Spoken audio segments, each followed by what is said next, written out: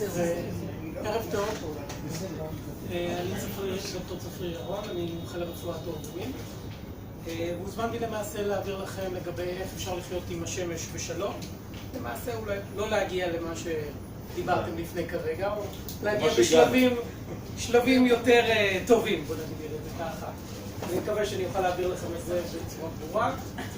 אנחנו נדבר על מספר דברים. דבר ראשון, בכלליות על השפעותיה של השמש. גם על החלק הטוב של השמש, יש כזה. גם על החלק הרע, ונגיע גם למכוער. ההתמגנות מהשמש, מהסיפור של שם בדוי דלק נקרא לו. ואיזה סימנים מחשידים אנחנו צריכים, מה אמור להביא אותנו למעשה לרופא. ומה אומר לנו הדוח הפתולוגי לגבי מלנומה, אנחנו נתייחס ספציפית. אז נתחיל מההשפעות של השמש, הטוב, הרע והמכוער, נתחיל כמובן מהטוב, כי יש לו טוב. אז החלק הטוב העיקרי שאפשר להגיד מהשמש זה ויטמין D.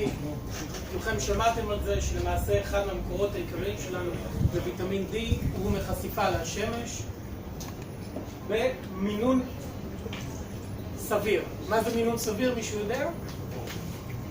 10 דקות, לפני מאוד, שעות הבוקר, שעות או אחר הצהריים, כמה פעמים בשבוע? פעמים בשבוע. זה כל מה שצריך בשביל לקבל את המינון של הוויטמין D שאנחנו 3 פעמים. ויטמין D אפשר להשיג גם דרך האור וגם דרך המזון. זאת אומרת, יש לנו שתי דרכים. אני לא ארחיב לכם פה על הדרך איך שהוא נוצר, אבל בכל מקרה, למה ויטמין D כל כך חשוב לנו? זה נושא מאוד מעניין בכלל לדבר עליו, אבל עד לפני בערך 20 שנה בעיקר דיברו על זה שהוא חשוב למשק הסידן שלנו, למשק העצם שלנו, וכאן זה נגמר. ולמה פתאום המודעות, בואו קח עוד תוספת ויטמין D, קח ויטמין Z, כל הזמן מדברים על זה, התחיל בגלל שיצאו הרבה מאוד מחקרים שדיברו על זה, שזה עוזר לנו גם למנוע סרטנים שונים, לא רק בעור, גם בעור דרך אגב, והוא עוזר לנו למחלות אוטואימוניות.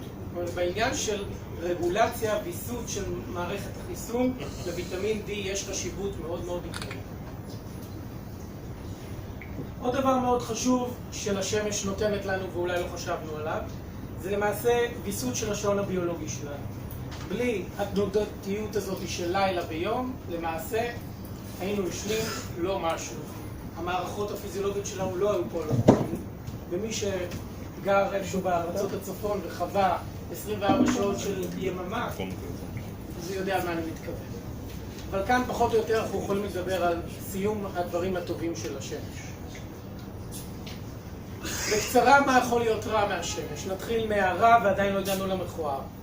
הרע שכולכם שמעתם עליו בוודאות, רביעות של שמש יכולות להיות בדרגות שונות, זה יכול להיות דרגה רק של הדמומיות בעור, קצת כואב וכאן זה נגמר, יכול להיות בהמשך של פוחיות, אנחנו מתקדמים, ובהמשך חילופי עור וכדומה. חשיפה לשמש יכולה כבר רומזת לנו מהצעירות שלו מגיל 30-40, שמופיעים לנו למעשה תמי שמש, שאולי נחשפנו קצת יותר מדי והגזמנו. בהמשך נמשים ונמשים על הגב, מה שנקרא לנטיגו. בדרך אגב, תמיד שעושים הצגות מוצאים דברים מאוד מעניינים, שבארצות הברית יש תחרות של מי שיש הכי הרבה נמשים.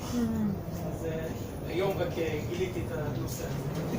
והזדקנות האור. אם זה לא הספיק לכם שהזהרתי אתכם והסברתי, ועוד אני אזהיר אתכם הרבה, תמיד הפחדה קצת על יופי עוזרת מאוד, אז זה מה שזה אומר, אישה שיכולה להיות בת 50 או 40, שיכולה לראות כך עודף חשיפה לשמש. ואני לא מגזים, יהיו עוד תמונות. והחלק המכוער בשמש, כי דיברנו על הטוב, הרע, והנה המכוער. המכוער זה למעשה הגידולים. אני מקבץ פה את הגידולים העיקריים, יש עוד גידולים רבים שיכולים להופיע על פני האור, אבל הגידולים העיקריים שאנחנו מדברים, מחלקים אותם לגידולים של תאי קסקס, שזה באזל סל קרצינומה, סקוואמוס סל קרצינומה, וגידולים שמתאי המלנוציט, שזה מליגנט מלנומה. שאלה, איזה סרטן הוא הכי נפוץ בעולם? BCC. למעשה, כל הכבוד שאתם יודעים את זה. למעשה, אם אנחנו לוקחים את כל הגידולים שאתם מכירים בעולם, שמים אותו על מאזניים בצד אחד, סרטן לבלב, סרטן ריחות מוח, מה שאתם לא רוצים, ושמים רק את BCC בצד השני, BCC הוא הכי נפוץ בעולם, זה הסרטן הכי נפוץ. מתוכם, למזלנו, ה-BCC וה-SCC שהם היותר נפוצים, סך הכל הטיפול בהם הוא יחסית פשוט במרבית המקרים. הטיפול הוא בסך הכל ההוצאה כירורגית, עם שוליים, נקיים, וכאן זה נגמר. כשאנחנו מדברים על מלנומה, הדברים קצת יכולים להסתבך, תלוי באיזה שלב אנחנו מדברים. אם מדובר במלנומה אינסיטו, אז אני אכנס לזה בהמשך. יש מקרים שהשניים יכולים להיות מובילים, נכון? בהחלט. ואז בהחלט.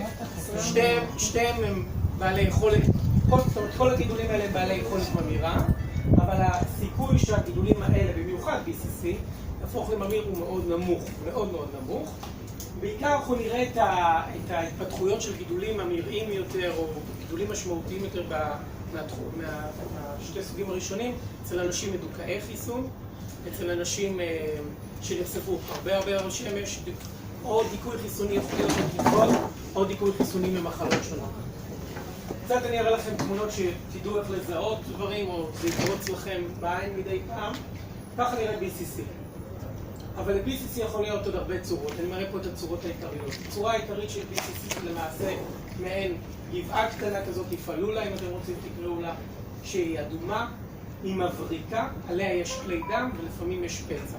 אחד מהרמזים שהרבה פעמים מטופלים באים ואומרים, יש לי פה פצע שלא עובר כבר חודש. לא עובר חודש, זה נתפס אצלי בראש, ואני אצא רגע, בודק בקפידה את העניין. יש פצעים שלא עוברים תוך חודש, לא תמיד זה BCC. אבל צריך להתייחס לזה ברצינות, הכוונה או לתת איזה טיפול מקומי לראות מה קורה, זה ולעקוב. אבל הרבה פעמים המטופלים צודקים ומגיעים בסופו של דבר עם התלונה הזאת של BCC. הרבה מאוד גברים שמתגלחים ואומרים, זה פצע מהגילוח, כל פעם אני שם איזה משהו, זה חולף ושוכחים מזה. זה אחד מהרמזים הראשונים שלנו.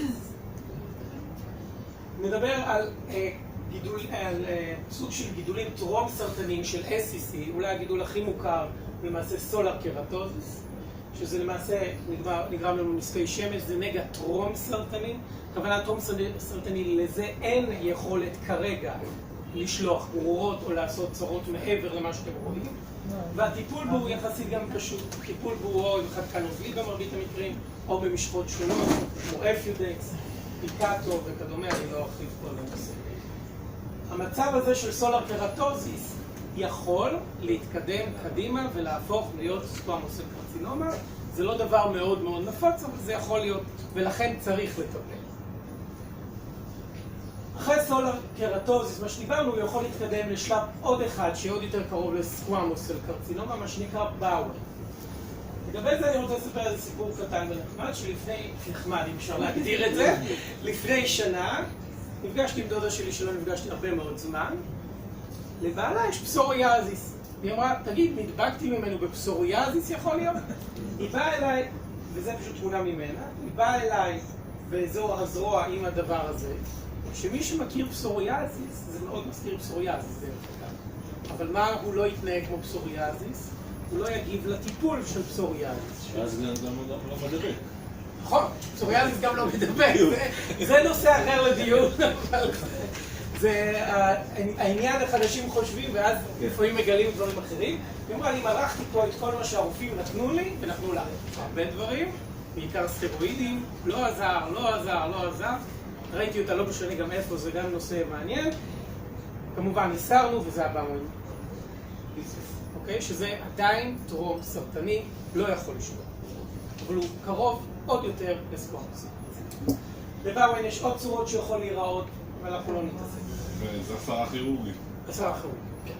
לעומת הסולר הראשון, מה שדיברנו כאן, סליחה, פה זה לא צריך הסרות כירורגיות, אוקיי? פה זה רק טיפול מקומי, אלא אם כן יש איזה חשד. סליחה, מה טיפול מקומי כאן? כאן יכול להיות, אוקיי. אם מדובר בנגע אחד בודד או בכמה נגעים בודדים, הטיפול הוא בחנקן.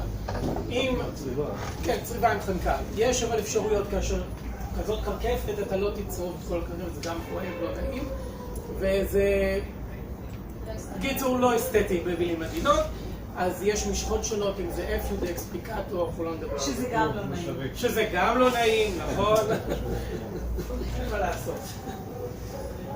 ואז אנחנו יכולים להגיע לסקואמוס סל קרצינומה, שאתם רואים את ההבדלים שלמעשה כאשר מופיע גידול הוא יותר בשרני, הוא הרבה פעמים יוצר מעין פצע, ואחד מהאזורים החביבים לסקואמוס סל קרצינומה זה באזור השפה, בעיקר אצל אנשים מעשנים. דרך אגב, לנשים פחות יש את זה, למה?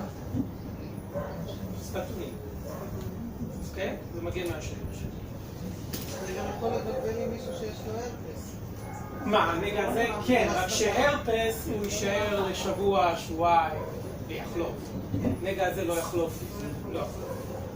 והרפס כואב, זה לא כואב. לא חייב לחוף. עכשיו נגיע למלנומה. אז לפני שנדבר על מלנומה של העור, אני רק אזכיר שמלנומה יכולה להיות באזורים אחרים להתחיל. למעשה היא יכולה להתחיל איפה שיש לנו מלנוציטים. זה התא שיוצר לנו את הפיגמנטציה. תאי מלנוציטים אפשר למצוא גם במעי, אפשר למצוא במוח, אפשר למצוא בעין, אפשר למצוא בריריות, בחלל הפה והגניטליה. זאת אומרת, כל האזורים האלה... בעין אמרת? גם בעין. זה מלנומה שונה. כן, היא נדירה, יש לה גנטיקה קצת שונה, נכון? אבל היא מלנומה עדיין. נכון, אבל גם גורות ששולחות. נכון. עליהם אנחנו לא נדבר, אבל צריך לדעת שהן קיימות. ואני אשים דגש על המלנומה של הגניטליה, זאת אומרת, איברי המין, בעיקר אצל נשים. אנחנו תמיד אולי מודעים לזה שצריך לבדוק את העור, אבל חשוב מאוד גם ללכת לרופא נשים שיסתכל לצאת הבדיקת כראוי, וגם לשאול אותו האם יש נגעים פיגמנטריים, זאת אומרת עם צבע שמדאיגים אותו. בסדר? זה מאוד חשוב. שרופאי העור מרביתם לא עושים את הבדיקה מעמיקה לאזור הזה, זאת אומרת, אין לנו את היכולת. מבחינת מלנומה יש כמה סוגי מלנומה, אני לא ארחיב יותר מדי. יש את המלנומה השטחית, מה שנקרא superficial spreading מלנומה, זה המלנומה הכי נפוצה. הגיל החציוני למעשה שהיא יכולה להופיע זה גיל 50, גיל הרבה יותר צעיר מאשר מה שדיברנו BCC וסקואמוס סל קרצינומה שמופיעים רוב בגילים יותר מבוגרים. יש לנו נודולר מלנומה, מלנומה יחסית יותר נדירה, יותר אגרסיבית, אני אסביר בהמשך למה. יש לנו מלנומה שמזכירה את הלנטיגו, את אותם כתמי שמש שהראיתי בהתחלה, ומלנומה שנמצאת באזור כפות ידיים ורגליים, נראה קצת תמונות. אז זו אולי דוגמה קלאסית למלנומה. מה אנחנו יכולים לראות למעשה? נגע שיש לו מספר גוונים של צבע, גבולות לא סדירים, הוא גדול, יש אזור מקויף, דבר מאוד חד בהבחנה ודי פשוט להבחנה, יש צמידים שעוד נראה שהם הרבה יותר קשים כמובן. יש מה שנקרא אמלנוסיטיק מלנומה, מלנומה שאין לה פיגמנט. לא כל מלנומה היא חומה, לא כל מלנומה היא שחורה. זה חשוב לדעת את זה, כי נגעים כאלה הם נגעים מאוד קשים להבחנה. והרבה פעמים המטופל יבוא ויגיד, הנגע הזה הופיע פתאום והוא גדל. זה חשוב מאוד לכן שמגיעים לרופא לקבל את האינפורמציה מכם על נגעים. לא, רופא לא יכול להגיע עדיין לכל הפרטים הקטנים האלה, בכל מקרה. ויש מלנומות שגם זה התחיל מאיפשהו, זאת אומרת הוא יכול להתחיל ממשהו כזה קטן או כזה קטן, שהם הרבה יותר קשים כמובן להבחנה. אני אסביר בהמשך איך מאבחנים. עד לפה דיברנו על הטוב, הרע והמכוער, בקצרה רק להבין על מה אנחנו צריכים עכשיו להתמודד, ובשביל זה זומנתי בעיקר על ההתמודדות שלנו. אחד זה ההתגוננות, ואחר כך ההתמודדות בהבחנה. אז ההתגוננות מהשמש והסיפור של שם בדוי ד'. מי זה ד'? ד' זה למעשה אחד מהשכנים שלי, שבאמת במקרה, לפני שבוע ימים ניגש אליי בבהלה ואמר לי שתי דברים לגבי הבת שלו. אחד, אני לא מצליח לגרום לה לא ללכת לים בשעות הכי מסוכנות. אני דואג, וזה לא משנה כמה אני מפחיד אותה, זה לא עוזר. תעזור לי מה אני אמור להגיד לה. דבר שני, הוא שאל אותי, תגיד, היא אומרת לי שכל החומרים האלה שמורחים הם מסוכנים, הם לא שווים כלום, זה הכל שטויות. אין לי בשמש חיים והכל טוב. שני דברים מאוד קשים להתמודדות. אז התחלתי איתו דווקא בעניין של לא איך להסביר לה שכדאי לשים, אלא בחלק של האם מה שאנחנו עושים יכול להיות יעיל. בשביל שנבין אם מה שאנחנו עושים יכול להיות יעיל, צריך להבין שיש הרבה דברים שאנחנו צריכים לעשות כהתמגנות מהשמש. זה לא כל כך פשוט. ומכאן נכנס המודל של הגבינה השוויצרית שלנו. אם לא מכירים, אני אסביר אותו בקצרה. המודל למעשה מדבר על זה שבגבינה השוויצרית יש הרבה חורים, ולכן יכול להיות מצב שיהיה חור אחד לכל האורך, ואז מה שנקרא ההבחנה תתפספס או יקרה פשלה. מה שנקרא. בשביל שאנחנו לא נגיע למצב של פשלה, מדברים על המודל הזה בעיקר בחברות עסקיות וכאלה שיש כמה מנגנוני בקרה.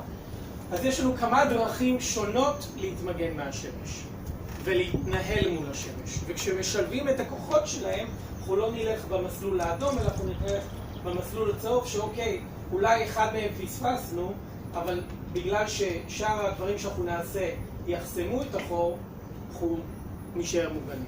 זה חשוב מאוד, לכן השילוב שלנו. אז דבר ראשון התחלתי להסביר לו, העניין של תכנון היום. תכנון היום זה הדבר הכי חשוב על החיים, ובית בשמש.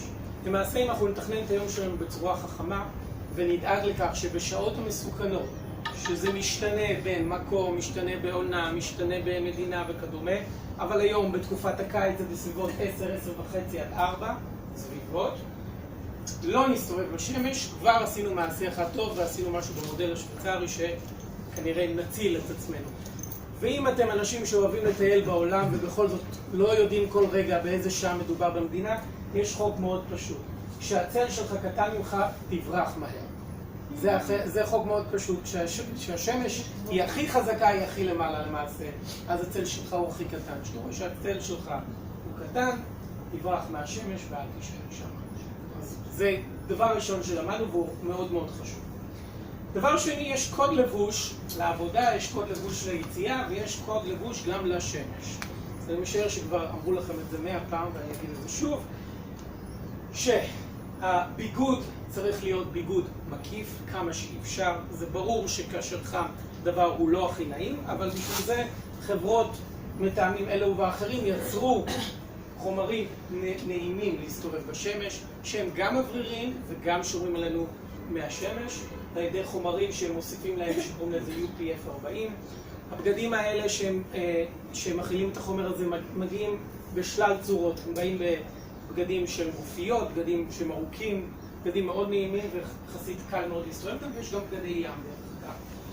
חשיבות מאוד גדולה לכובע, רחב שוליים כמה שאפשר. הרבה פעמים אנחנו שוכחים, אומרים כובע מצריה הכל טוב, מה עם אזור העורף, הוא לא נשרף, אז צריך גם לדאוג לו, ולאוזניים. כמובן שזה גם אזור שאנחנו א' שוכחים למרוח הרבה פעמים תכשירי הגנה, ואין לנו משהו אחר לשים מלבד אותו כובע שמכסה לנו. תכשירי הגנה מהשמש. שימוש קבוע בתכשירי הגנה מהשמש הוא הכרח לכל המכלול הזה שדיברנו, וכשאני אומר תכשיר הגנה מהשמש, בואו נעשה סדר קצר, אני לא אגיד חברה הזאת או זאת, זה פחות רלוונטי. יותר חשוב שתי מדדים. אחד, שהמקדם הגנה הוא יהיה לפחות של 30, הכי פחות של 30, בסדר? וה-30 הזה דרך אגב מרמז כמה אתה מוגן מה-UVB. אם לא מצוין על האריזה שיש הגנה מ-UVA, אז אין לה הגנה מ-UVA. היום אנחנו יודעים שגם UVA יודע לעשות צרות, מכל הכיוון. אז לכן צריך קרם הגנה שגם אחרי UVB וגם UVA וזה מצוין. ולמעשה, לאחרונה, לפני איזה חצי שנה, יצא מחקר מאוד גדול בינלאומי שעקב אחרי נשים שמרחו קרם הגנה בצורה שאיך שהן יודעות למרוח. זאת אומרת, לא הסבירו להם ולא הקפידו אחריהם, הם דיווחו מרח. ובקבוצה הזאת למעשה, במחקר הזה חילקו את הקבוצה לשלושה, כאלה שלא נמרחו בכלל, כאלה שנמרחו בקרם הגנה מתחת ל-15 SPF, וכאלה שנמרחו עם קרם הגנה מעל 15 SPF.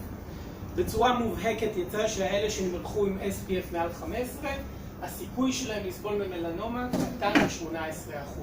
ותזכרו, הם ערכו את זה איך שהם מכירים, זה אומר לא בצורה הכי טובה, זה SPF 15, הוא פחות טוב מ-30, אוקיי? והם הלכו גם הרבה מאוד להשתזף דרך אגב. אז נחשפו הרבה מאוד לשימוש. זאת אומרת, 18% עם שימוש לא הכי אידיאלי, ולא עם ה-SPF שאנחנו מדברים, הצלחנו להוריד. נקודה מעניינת שזה יחזיר אותנו על השלב של תכנון היום, שעשו השוואה, תת-אנליזה מה שנקרא, השוואה בין הקבוצה שמרחה SPF נמוך מ-15, ואלה שלא מרחו, למי היה יותר מלנומה? אלה שמרחו. נכון, ולמה? כי הם חשבו שהם מוגנים. נכון, והאלה שלא מרחו אמרו אני לא מוגן, אני אגן על עצמי בשיטות אחרות.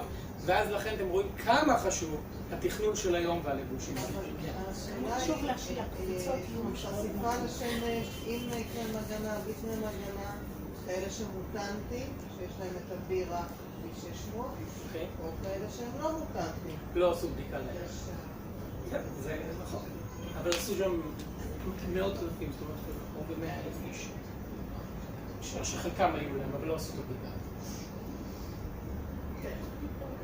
איזה תכשירי הגנה יש? למעשה יש לנו אחד שנקרא סאנבלוק ואחד שנקרא סאנסקרין. מרביתכם משתמשים עם בסאנסקרין, הוא יותר נעים. המטרה שלו למעשה זה מורכב מחומרים שסופגים את קרינת השמש. הסאנבלוק למעשה עושה רפלקס של כל הקרינה החוצה. הוא פחות נעים לשימוש, אבל הוא מאוד יעיל. ואז עולה השאלה ששמעתי מדי פעם, אני לא רוצה להימרח, וזה יגרום לי לחסר של ויטמין D. אז הזכרתי לכם כבר מה החשיבות של ויטמין D. ובדקו את העניין הזה, האם מטופלים שנמרחים באופן קבוע ומקדמי הגנה בצורה טובה, יש להם חסר של ויטמין D? אז א' התשובה לא.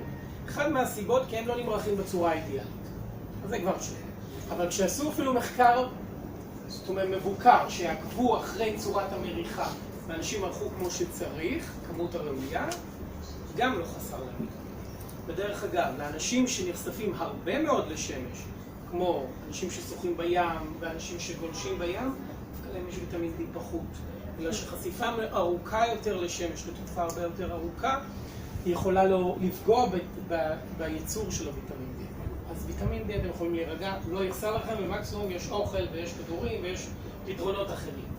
עוד תהייה שלאחרונה עולה, האם לאוקסיבנזון יש השפעה על המערכת ההורמונלית שלנו? מה ידוע לנו על זה? אז אוקסיבנזון, רק שתבינו, זה אחד מהחומרים שקיים בתוך הסאנסקרין, לא הסאנבלוק. יש לו לפעמים תאריך הזה. האוקסיבנזון, התפקיד שלו הוא למעשה לספוג את ה-UVB ואת ה-UV. המחקרים שנעשו, העיקריים שנעשו, הם על עכברים, כאשר לקחו את העכבר המסכן ומרחו עליו אוקסיבנזון באחוזים מאוד גבוהים. לדוגמה, אנחנו נמרחים בערך במקסימום 0.5% אוקסיבנזון, והוא נמרח ב6% אוקסיבנזון, עשו את ההכפלה, ועשו חישוב שאם אתה רוצה, ולעכבר היה את השינוי ההורמונלי, אז ראו רמות של השתנות של אסטרוגן יותר גבוה. עשו אבל חישוב שאם מטופל, בשביל שמטופל יחווה את אותו שינוי הורמונלי, הוא יצטרך למרוח 277 שנה את הקרם הגנה הזה עם האוקסיבנזון, עם אחוזים של 6%, בצורה אידיאלית שהוא עורך. אני לא חושב שאף אחד מכם כנראה מתכנן לחיות 277 שנה, זה לא יקרה. ובכל מקרה, רק בגלל שתמיד מחקרים צצים, אז חברות מנסות לפתור את זה, יש כבר תחליפים לעניין הזה, וזה פשוט להסתכל באריזה שאחד מהתחליפים האלה נמצאים, יש עוד תחליפים רבים, שפשוט האוקסיבנזון לא נמצא, ופתרתם גם את התהייה הזאת אם אתם מפחדים לקבל קצת הורמון נשי. שזה לא יודע כמה זה אמיתי או לא. ועוד נקודה לגבי אוקסיבנזון, והיה פעם חומר אחר שקראו לו פאראמינו בנזויק אסיד, רגישות. יש תכשירי הגנה שיכולים להעלות לאנשים מסוימים רגישות לשמש, בפרדוקס, אבל זה סוג של אלרגיה לחומר בתוך התכשיר הגנה, וזה יכול לגרום לעלייה ברגישות לשמש. זה מצבים נדירים, פחות קיימים, וזה רק לאנשים ספציפיים, זה לא לכלל. אוקיי, בואו נמשיך איך אנחנו רואים להתמגן. אנחנו... ואיך מתבטאת הרגישות? הרגישות מתבטאת, יש לה שתי צורות למעשה. אחד זה יכול להיות באין גבייה מוגזמת, ועל צורה יותר נפוצה זה מעין דרמטיטיס אקזמה על העור באזורים החשופים לשמש. בלבד. זאת אומרת, התמרח תהיה חשוף לשמש, רק באזורים של תמרח יהיה לך מעין דרמטיטיס. זה די דבר שהוא קל לאבחון אם אתה הולך. אז אנחנו ממשיכים, אחרי שתכננו את היום שלנו, התלבשנו ושמנו את תכשירי ההגנה וכדומה, אנחנו יושבים במכוניות, במשרדים הממוזגים שלנו, מרגישים בתוך הפחיות האלה נפלא ומוגנים. כמה נכון? זה ממש לא נכון, כי למעשה הזכוכיות, מרבית הזכוכיות, למעט מכוניות מסוימות, הזכוכיות חוסמות רק את ה-UVB, וזה גם יכול להיות באופן חלקי, ולא את ה-UVA, וזה גם רק הזכוכית הקדמית עם הזכוכית הצדדית. אז משמע, אנחנו לא מוגנים שם. לכן, מי שמרבן בנסיעות, יש כל מיני שרוולונים, כן להתמגן בתכשירי הגנה, וכמובן במשרדים ובמקומות אחרים יש גם מנורות הלוגן שעדיף להימנע מהם, אבל נעבור על זה. עוד דבר נוסף זה לגבי משקפי שמש תקניות, זה חשוב, יש מחקרים שהראו שזה יכול למנוע או להפחית סיכוי לקטרקט. סימנים מחשידים ופנייה לרופא העור והדוח הפתולוגי. אין לי שום תוכנית להפחיד אתכם, המטרה שלי להניע אתכם שתזוזו ותהיו ערניים או תגרמו לאחרים להיות ערניים, וביחד, זאת אומרת, גם עם עזרתכם והאינפורמציה מכם ויחד עם הבדיקה הרפואית, נוכל כמה שיותר למנוע מצבים של גידולים מתקדמים. אז למעשה האבחון המוקדם, אני עכשיו מתרכז ספציפית על מלנומה, האבחון המוקדם הוא חשוב ביותר מבחינת הפרוגנוזה, וכבר אני אסביר את זה. האבחון המוקדם מתאפשר א' על ידי הערנות של המטופל, וזה א' מאוד מאוד גדול. בזמן שאני רופא עור, לפחות 10 מקרים אני נתקלתי שהנכדה של או אשתו של אמרה לו משהו, או בבנק אמרו להם משהו והם באו וזה היה מלנומה. זאת אומרת, רק הערנות של המשהו השונה הזה, ואני כבר אגיד לכם את הטיפים של מה צריך יותר לשים לב. מצאנו הרבה פעמים מלנומה, זה מדהים. אנמנזה מהמטופל, חשוב מאוד כאשר המטופל מגיע לבדיקת רופא שהוא לא יגיד, אני לא מכיר, לא יודע. חלק מהעניין פה של הבדיקה הרפואית לעזור לנו, גם להצליח לעזור לכם, זה כמה שיותר אינפורמציה. תגידו לי, זה השתנה, זה גדל, זה...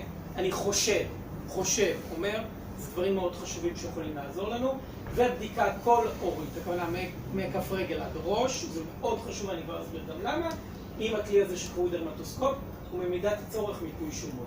ואמרתי לכם במקרים מסוימים, גם בדיקת רופא עיניים ורופא נשים, שהוא מאוד חשוב. אחד מהסימנים החשובים, זה מה שנקרא ברווזון המכוער, במקרה הזה הוא המכוער, והסימן הזה אומר שלמעשה הגוף שלנו יודע ליצור נקודות חן או כתמים על העור בצורה מסוימת פחות או יותר כל הזמן. הוא סוג של מפעל נקודות חן. וברגע שנוצרת הנקודת חן הטיפה שונה, זה מעלה סימן שאלה. למעשה מישהו מכיר את המקרה הזה? מק הורטון? זה שחיין אוסטרלי אולימפי הוא שומה על הגב שלו. לא על הגב, תסתכל טוב. איפה אתם רואים? כאן. כולם עלו על זה? זה מה שנקרא ברווזון מכוער. האחת שהיא שונה. למה היא שונה? היא קצת יותר חומה, היא קצת יותר גדולה, היא גם עקומה יותר. זה דברים שמרמזים. וככה מישהו שהריץ אותו וראה את זה בתמונות שלך לו מייל, ויש תמונות שהוא אחרי שהוא הסיר את זה. מדהים. זה היה מלנומה. אז מה אנחנו צריכים לשים לב? יש את החוקים, אתם תראו לה בעברית, אני אדבר יותר באנגלית. יש את הסימטריות של הנגע, זאת אומרת, אם הוא סימטרי, פחות מטריד אותנו, לא סימטרי מטריד אותנו, גבולות לא סדירים, יכול להטריד אותנו, צבעים, כמה שיותר צבעים יותר מטריד אותנו, ושינוי, זאת אומרת, מתפתח, זה דבר מאוד חשוב. סליחה, קפצתי על D שזה גודל, שזה מעל 5 מילימטר. זה מה שדיברנו, ויש לנו עוד שינויים נוספים, שזה יכול להיות שהוא מורם, ושהוא נוקשן, ושהוא גדל. זאת אומרת, אבל חשוב מאוד להבין, זה לא שאם יש נקודת חן שהיא רק לא סימטרית, זה לא מיד הופך אותה למלנומה. שהיא רק עם זה או רק עם זה, זה לא מיד הופך אותה למלנומה. אנחנו צריכים כמה דברים שמופרים. ועוד פעם, אלה החוקים היבשים. לרופא עור עם הכלי של דרמטוסקופ יש עוד ממצאים שאנחנו רואים מעבר לכך. ויש חוק שאני מאוד מחבב אותו מאז שאני סיימתי את הלימודים למעשה, זה מה שנקרא גראבס רול. הוא אומר חוק מאוד פשוט, אם המטופל בא אליך בדאגה לגבי נגע בודד, בדגש, ולא מסיבה אסתטית, הוא אומר לך, זה מפריע לי משום מה, שיהיה לך נטייה מאוד גדולה לקחת ביופסיה. כי עוד פעם אני חוזר לזה, כמה פעמים המטופלים צודקים, והעירו לרופא, ולקח לרופא עוד קצת זמן. אז במרבית המקרים שמטופל בא אליי ואומר לי, תקשיב, זה לא נראה לי, יש סיכוי גדול שנשלח אותו ביופסיה, המקסימום שנעשה, נצלם, נעקוב חודש, נראה מה קורה, חודשיים, נראה מה קורה. זאת אומרת, צריך להיות עם עיניים פקוחות ויד על היד, מה שנקרא. ועוד פעם להקשיב למטופל. נסיים עם העניין של הדוח הפתולוגי, כי נתבקשתי לעשות את זה היום, פשוט מאוד. הדוח הפתולוגי של מלנומה, כשהם מקבלים אותו, זאת אומרת, הרופא מי שראה אותו, הוא מורכב ממספר פרמטרים, הוא א' מורכב בכותרת את הסוג של המלנומה, שדיברנו על הסופרפישל, נודולר, ארקה וכדומה. יש חשיבות מאוד גדולה איזה מהם, כי זה מורה על פרוגנוזה. אחד מהמדדים הכי חשובים לפרוגנוזה זה מה שנקרא Bare Slope Thickness, זה למעשה העומק שנמדד מהשכבה החיצונית ביותר של האור, נקראת אפידרמיס, עד לעומק הכי עמוק של הגידול. זה המדד הכי חשוב מבחינת הפרוגנוזה. ככל שהגידול יותר עמוק, הפרוגנוזה, הסיכוי לחיות חיים שהם בסדר וללא הפרעות, מה שנקרא, קטן. זה למעשה העובי הכי חשוב שאנחנו צריכים לשים, והפרמטר בין הכי חשובים שאנחנו צריכים לשים באותו דוח. בעבר השתמשו בעוד איזה קריטריון שלפעמים גם יש מקומות שמשתמשים בו עדיין, קלארק לבל, שזה די דומה לברסלו, פשוט הוא מדבר על העומק האנטומי, באיזה שכבה בעור זה קיים. אני אראה כאלה תמונות שתבינו. ברסלו מדבר במילימטרים, אוקיי? וקלארק מדבר באיזה שכבה, אם זה באפידרמיס, באיזה אזור בדרמיס ובכדומה. וכאן אפשר לראות את שתיהם, ואפשר לראות מה קורה לנו ליכולת שלנו לשרידות, לסורווייבל, מה שנקרא, ככל שהברסלו מתעמק או נהיה יותר עמוק, האחוזים יורדים. לכן חשובה כל כך ההבחנה המוקדמת שלנו.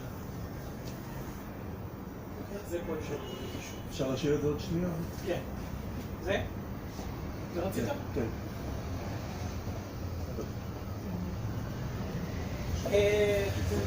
הבנתי. עוד מספר פרמטרים מה? כן, נסיים, ממש לקראת הסוף. עוד כמה פרמטרים שרואים בדוח הפתולוגי זה האם יש צמיחה שהיא הוריזונטלית, שזו צמיחה שהיא חיובית לנו בצורה מסוימת. למה? העומק לא גדל. לעומת זה צמיחה ורטיקלית שהיא עמוקה, מדאיגה אותנו הרבה יותר, ואומרת עוד פעם שהסורווייבל יורד. בגידול של סוג של נודולר מלנומה אנחנו נראה גדילה ורטיקלית משמעותית, יכול להיות יותר מסוכן. אני קצת ארוץ כזה, גם אין לנו זמן. עוד פרמטר שהוא חשוב מבחינת, אם אנחנו שמים במדדים מה הכי חשוב, אמרנו ברסלו, ואם צריך לשים עוד מדד שהוא חשוב מבחינת הפרוגנוזה, זה מספר המיטוזות. מיטוזות הכוונה חלוקת תאים, זאת אומרת כמה הגידול פעיל. את זה אנחנו מודדים רק כאשר הגידול הוא בעומק מעל 1 מילימטר. אין לזה כנראה משמעות אם הגידול פחות. אני אעבור לכל השאר, ואז אנחנו מכניסים את זה לסטייג'ינג, זאת אומרת לכימות, ומזה אנחנו מגיעים לאיזה טיפולים אנחנו צריכים לעשות. אז תשמרו על עצמכם, ותודה רבה לכם. תודה רבה.